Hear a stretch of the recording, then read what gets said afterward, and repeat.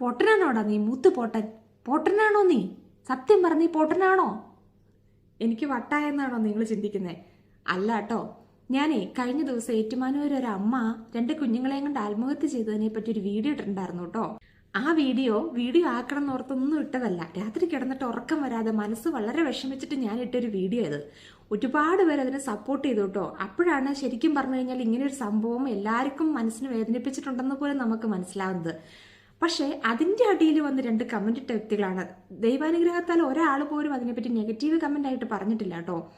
ആകെ 2 കമന്റാണ്. ഇനിയിപ്പോൾ നിങ്ങൾ കഷ്ടപ്പെട്ട് ആ വീഡിയോ പോയി നോക്കാനൊന്നും പോകണ്ട, അത് അതിൻ്റെ അടിയിലില്ല. കാരണം ഞാൻ ഹൈഡ് ചെയ്തു. നമ്മളത് മനസ്സിന് വിഷമം വന്നപ്പോൾ ഇട്ട വീഡിയോയാണ്. അപ്പോൾ അങ്ങനെയാണ് ചീത്ത കമന്റുകൾ സപ്പോർട്ട് ചെയ്യുന്നില്ലാത്തതുകൊണ്ട് ഞാൻ അന്നേരം തന്നെ ഹൈഡ് ചെയ്തു കേട്ടോ. ആകെ 2 പേരെ നെഗറ്റീവായിട്ട് ഇട്ടിട്ടുള്ളൂ. അപ്പം ഒന്നുമല്ല, അതിലൊരു ചേട്ടൻ ചോദിച്ചേക്കുക, ആ ചേച്ചി ആത്മഹത്യ ചെയ്യുന്നോടം വരെ നീ എവിടെയായിരുന്നുണ്ട് ഇന്ന്? ഞാൻ ഇവിടെയായിരുന്നു ചേട്ടാ. ചേട്ടൻ എവിടെയായിരുന്നു? എനിക്ക് മനസ്സിലാവുന്നില്ല. ഒരാള് മരിച്ചതിൻ്റെ അതിൻ്റെ ഒരു വിഷമത്തെ പറ്റി നമ്മളൊരു കാര്യം പറഞ്ഞപ്പോൾ എനിക്കറിയാൻ പാടില്ല, എന്നെ വിളിച്ച് പറഞ്ഞിട്ടാണോ അവരത് ചെയ്യാൻ പോയത്, അല്ലെങ്കിൽ ചേട്ടനെ വിളിച്ച് പറഞ്ഞായിരുന്നോ? എന്തവാ എൻ്റെ പൊന്നി ചേട്ടാ. പിന്നെ വേറൊരാൾ ചോദിക്കുക, ഇങ്ങനെയുള്ളവരെയൊക്കെ സഹായിച്ചിട്ട് വർത്താനം പറയാൻ പാടില്ലെന്ന്.